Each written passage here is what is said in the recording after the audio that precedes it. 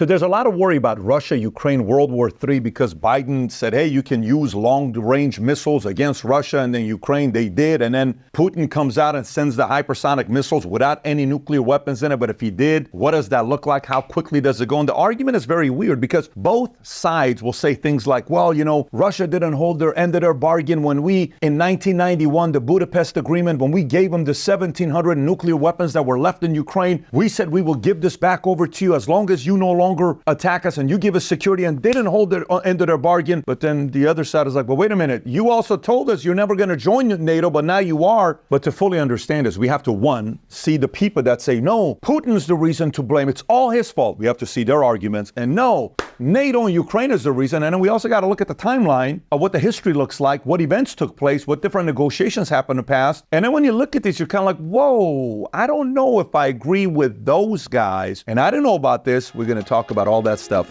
today.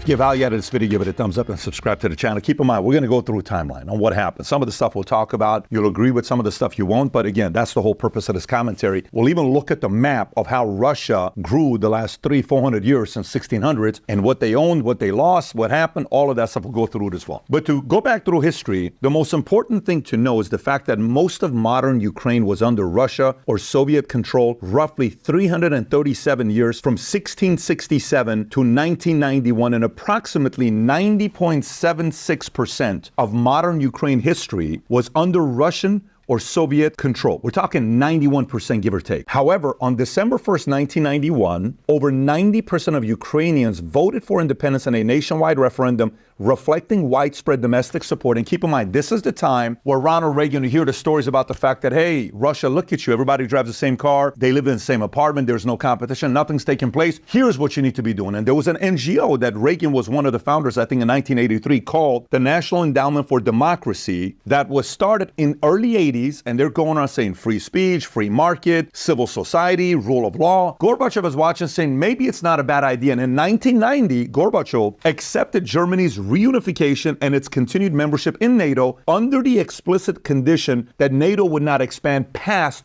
Germany. NATO says you don't have to worry about it, even to the point that U.S. Secretary of State Jim Baker, German Chancellor Helmut Kohl, and Prime Minister Margaret Thatcher made verbal assurances, I give you my word, verbal assurances to Mikhail Gorbachev in February of 1990. Baker was famously known for saying that NATO would move not 1 inch eastward, beyond Germany. So imagine you're Russia, you're Gorbachev, we made a great deal. Hey guys, let's make this work, totally fine. We're willing to accept capitalism. We're willing to accept some of the democracy, Western way of living. We'll take it, but let's make a deal. Yeah, listen, you ain't got to worry about it. We're going to be okay. This is what we're going to do. And then later on, it changed. Now, keep this in mind. When you're saying not 1 inch eastward, look at the map now. not 1 inch eastward of Germany. Look who now they expanded to. What do you think you're going to be thinking about if you're Russia? What's Russia's priority? Russia. So you just made a deal, and then you're looking at this map saying, hey guys, what the hell are you doing? Well, what happened to Margaret Thatcher, Jim Baker? What happened to Kohl? What happened to the German chancellor? All these promises. What is this all about? Right? So this is where it's like, well, maybe these guys are not keeping their word. Now, let's go back again, 1991. The Chicken Kiev speech refers to an address by President Bush, George H.W. Bush, on August 1st, 91, set to Supreme Soviet Union of the Ukrainian SSR in Kiev. In the speech, Bush cautioned against suicidal nationalism. Hey, guys, Ukraine, it's a suicide. If you want to kind of talk about Ukrainian nationalism, you've been part of these guys for all these years, but this is a suicide mission you're on. You sure you want to do this? You don't want to do it. We want to do it. Are you positive? We want to do it. It's a suicide mission you're on. They're going to come after eventually. No, we're going to do it. That's the warning that Bush gave to them at that time. And I keep in mind, the timing of this is interesting because this is August 1st, 91. And then December 1st, 91, 3 months later, over 90% of Ukrainians voted. So think about the timing. He's saying, you may not want to do this. You know, this whole nationalism, because in Ukraine at the time, they had the Azov battalion, which part of it they had built that was the Nazi symbol with the wolf sign. We've seen these before in documentaries. He's saying, guys, you're making a mistake. Do not do this. He's warning them. Shortly after that, We're talking exactly 19 days later, on December 20th, Boris Yeltsin in 91 writes a letter after the dissolution of Soviet Union. He sent a letter to NATO suggesting that Russia was open to the idea of joining the alliance. Think about this. Russia is open to joining the alliance. Yeltsin framed the request as part of Russia's effort to foster closer relations with the West and to establish itself as a democratic nation. Now, the obvious question will be, what did NATO say? Well, NATO is not going to respond to them. They didn't. They're like, oh, okay, cool. That's nice of you to want to do this. But if we cannot do this, we built NATO specifically to go against you. If you now join us, now we're not needed. If we're not needed, what are we going to do with military-industrial complex? That's a big business model, making billions of dollars. Peace is not a good business model if you're selling weapons. Why would we want peace? Don't tell anybody this. Let's just kind of let this thing go. We know Yeltsin's trying to get some peace stuff going over here. No. NATO was shut down. Then what happens? A lot of people didn't want that. Now, keep in mind, when 1991 was going on, that whole nuclear weapons that we talked about that Ukraine had leads to the Budapest Memorandum 1994, in which Ukraine gave up its nuclear weapons in exchange for security guarantees from Russia, UK, and US. And at the time, when Ukraine declared independence of Soviet Union in 1999, it inherited the world's third largest nuclear arsenal, 1,700 nuclear warheads for intercontinental ballistic missiles, ICBMs, and strategic bombers. They gave it back. They just said, make sure you protect us. Again, this is the part where they go back and forth. Fast forward 2 years later, Ukraine writes their first post-Soviet constitution in 96 with the help of US. Then again in 2000, similar to what Yeltsin said, 9 years prior to that, Putin comes out and says, look, in an interview with BBC, they would consider joining NATO if it were treated as an equal partner. However, this was more of a rhetorical statement to gauge NATO's willingness to engage with Russia on equal terms rather than a formal proposal. Now, here's what's interesting. There's a clip of Tucker interviewing Putin where Putin explains, when Clinton was here right next door, I asked him, I said, hey, what do you think about the idea of us joining NATO? He said, that's an interesting idea. Let me talk to my team. Then they go and he talks to his team and they come back and says, no, not right now. Maybe later on. That's a conversation that took place between Clinton and Putin that he talked about on Tucker. So even though he may have been interested, NATO was not interested in having Russia join NATO. Why? It's a fair question for you to ask. Why wouldn't they want him to join NATO? Would it eliminate the idea of NATO? What would happen there? Again, moving along with the timeline. This is 2000. He's asking to join NATO. Then 9/11 happens, which is a year and a half later. When that takes place, Putin comes out publicly, being one of the first leaders to give solidarity and willingness to cooperate with U.S. in combating terrorism. He was reportedly the first leader to call President Bush on the day of attacks, expressing condolences and the support, emphasized that Russia understood the pain of terror, referencing Russia's own experiences with terrorist attacks, particularly in Chechnya, but Putin condemned the attacks as a barbaric act of terrorism against innocent people and offered Russian solidarity with the American people. Then 2 months later, November of 2001, he supports the U.S. in Afghanistan. Putin backed the U.S.-led military intervention in Afghanistan to dismantle al-Qaeda and Taliban. Russia provided crucial logistic assistance, including opening Russian airspace for U.S. and NATO flights. Think about that. Most people forgot that. That's 23 years ago. They're sitting there saying, hey, we know you guys are doing this. Whatever you need, we're here to help you. Think America, Russia, whatever you need, we're helping you in NATO. We don't hear this story often. When that took place, when they're helping Afghanistan, right? Facilitating the use of Central Asian bases by U.S. forces, sharing intelligence on Afghanistan terrorist networks. Putin's never been a fan of terrorist organizations, and he's openly described terrorism as a common enemy of both Russia and the U.S., signaling a shared commitment to global counterterrorism. This is good. This is 23 years ago. So at this time, November 2001, America's like, oh, okay, he's helping us out. Afghanistan, this was cool. We're getting his support. 2 years later, it's like, listen, guys, what's the story with this Iraq war? What are you guys doing with the Iraq war? I'm not with it. Invasion of Iraq, seeing it as a destabilizing and outside the scope of counterterrorism. Now he's not showing support to some of the stuff that's going on. And how much did Iraq cost us? How much money? How many troops died? Then the color revolutions, the U.S. support for pro-democracy movements in former Soviet states such as Ukraine, Georgia,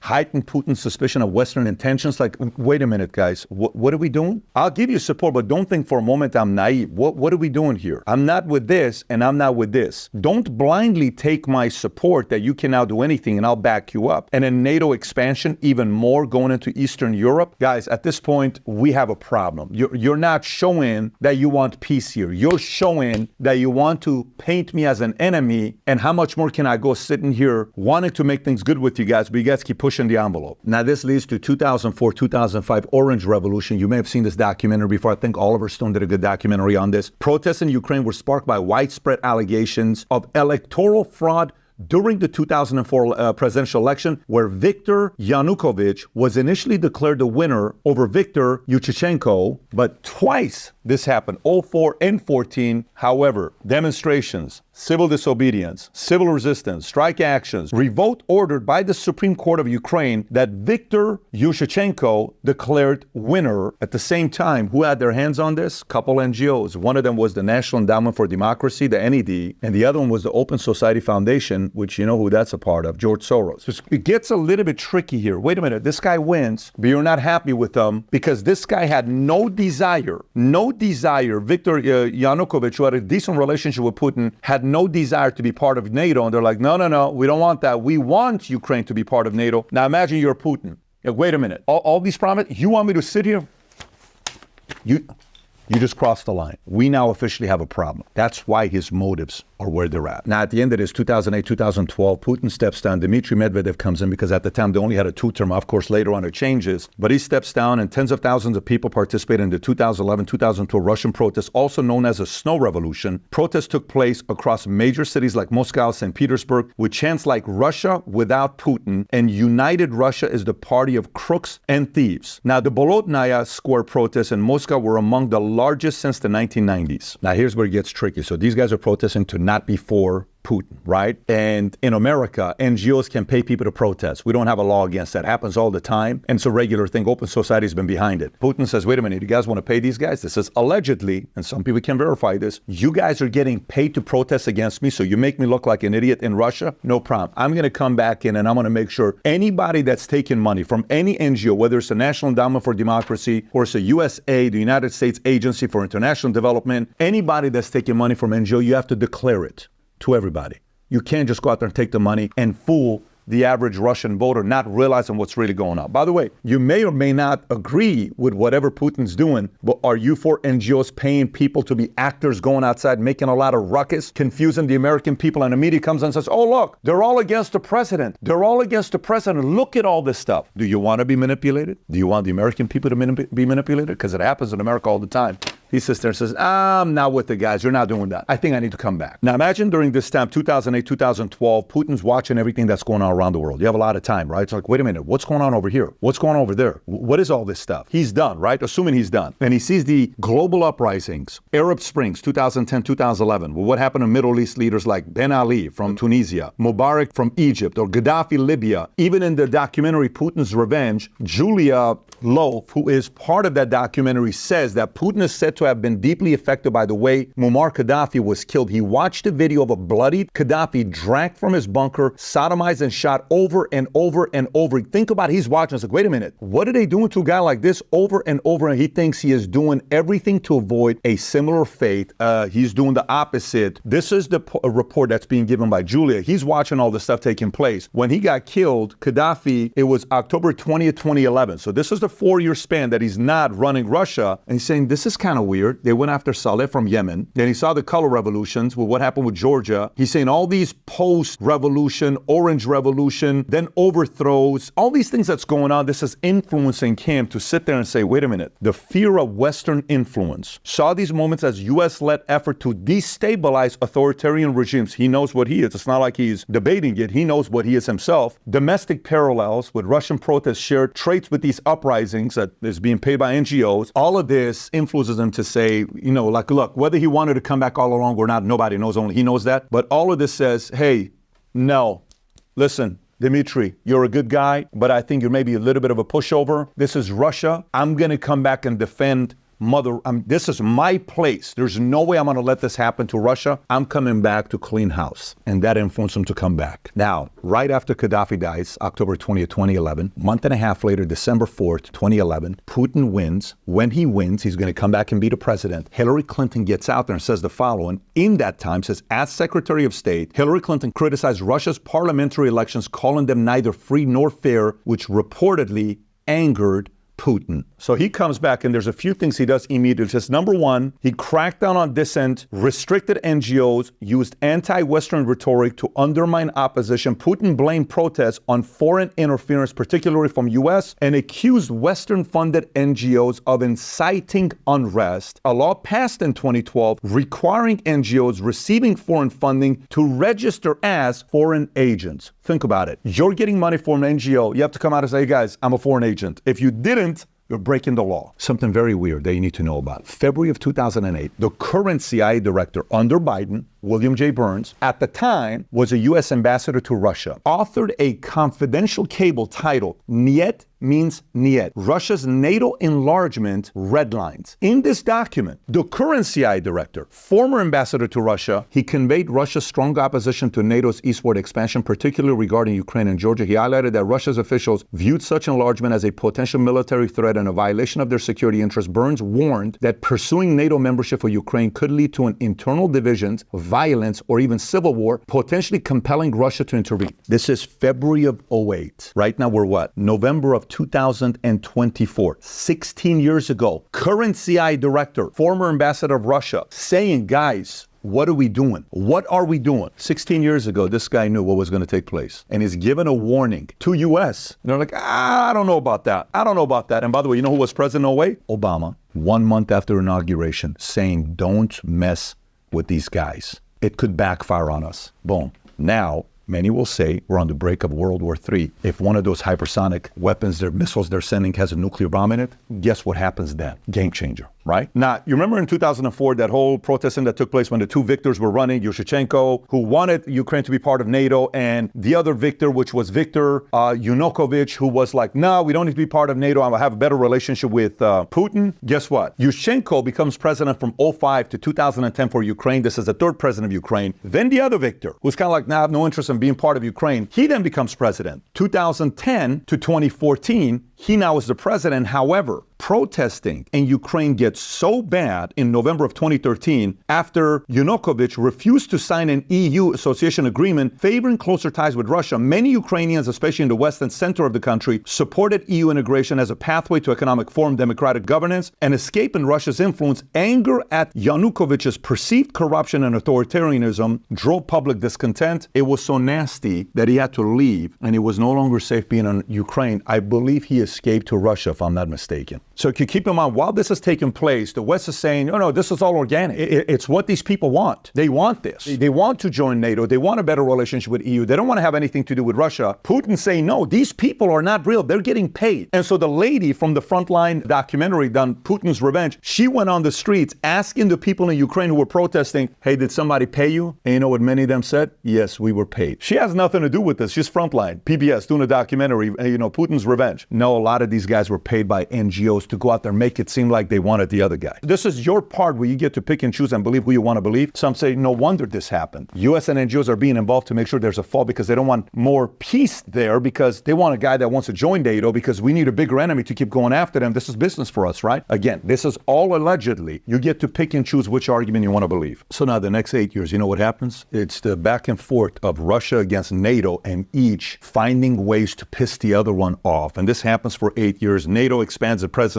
in Eastern Europe, which is Poland, Estonia, Latvia. Military exercises. NATO's doing these large-scale military exercises, such as Defender Europe or Trident Juncture. At the same time, Russia's responding and doing its own military exercises. The Zapad exercises, showing them the fact that, hey, we're ready for simulating large-scale conflict with NATO forces. Then there's allegations of cyber attacks from Russia to NATO members such as Ukraine and others, like the NotPetya attack of 2017, and then disinformation campaigns from both sides. Meanwhile, Ukraine growing NATO aspirations, declared NATO membership as a strategic goal in 2019. Again, can you imagine? It's like, wait a minute, what are you guys doing here, right? Enshrining it in its constitution. NATO provided increased financial and military assistance to Ukraine. Russia viewed NATO's growing relationship with Ukraine as a direct threat to its security, citing NATO's 2008 Bucharest summit declaration that Ukraine and Georgia would eventually join the alliance. This keeps going back and forth, and it's getting more and more heated. Again, this leads to 2021, the military buildup near Ukraine. Russia amassed over 100,000 troops near Ukraine border in late 2021, citing security concerns, opposing NATO's continued expansion. NATO and Western leaders accused Russia of preparing for an invasion. Then this comes to December of 2021, Russia makes its demands that a guarantee Ukraine would never join NATO and removal of NATO military infrastructure from Eastern Europe. NATO rejects those demands, affirming Ukraine's right to determine its alliance. They're now backtracking on their promises that they had. And a couple months after that request, guess what happens? War. So at the end of the day, the question becomes motive. What is NATO's motive? What is US's motive? What is Ukraine's motive? What is Putin's motive? Everybody's motive, right? They can tell us whatever they want that we see all over TV and news and all these experts that are speaking, but you and I have to study history for ourselves, for yourself. Say, I don't know, what is their motive? Because motive for Russia could be, if you look at this map from 1500s of what happened to Russia from then, where Fedor was there, then Boris and all these guys, all the way up, you see how much territory they got. And when you think about Ukraine was under Russian or Soviet control for 337 years, from 1667 to 1991. All right, so Russia's motive is to say what? Ukraine is really ours. What are you guys talking about? This is none of your business. This is our property. What are you doing? And then NATO's point may be, well, Yeltsin was easy to negotiate with. He was a bit of a pushover, nice guy. He was like a globalist. Maybe we could have worked with him and done some of the stuff that we wanted to do. Dmitry was kind of easier. This guy, Putin, is a true believer, and we got to get rid of this guy because he's in the way. Because if NATO and US really wanted peace, why don't you allow him to join NATO? And if you do, you put certain guidelines in place. Yes, we want to entertain you being part of NATO, but we need you to do boom, boom, boom, boom, boom. Why don't you do that? Why isn't that conversation taking place?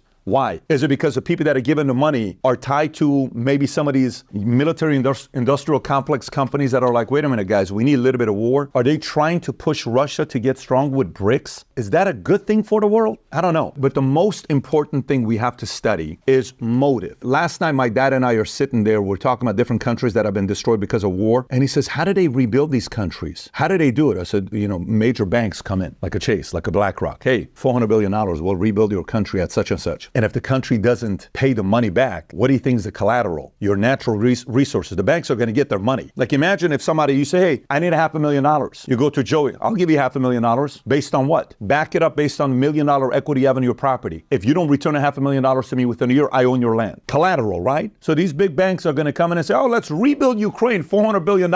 What if we can't pay back? Don't worry, we're going to get your natural resources. You got plenty. Hey, we got to get this Putin knocked out of the way. Why? Because the number one country in the world with natural resources is not us. It's Russia. $75 trillion. And there's a man in the way. You know what his name is? Putin. That guy's got to get out the way so we can go in Russia and do business. It's a lot of money. The more you and I know motives, the more we can understand why every one of these guys are presenting their argument the way they are. And then you will be responsible on whose motives you believe and whose motives you don't. But at the end of the day, history will tell us whose position was right and whose wasn't. Sometimes we have to wait a year or two and sometimes decades to find out if you were right or others were right. That takes a while until we find that out. If you got value out of this video, give it a thumbs up and subscribe to the channel. And if you want to find out more about the history of NATO, if you've never seen it, like what they've done, click here to watch the video. I think you're going to like the video. Take care, everybody. Bye-bye, bye-bye.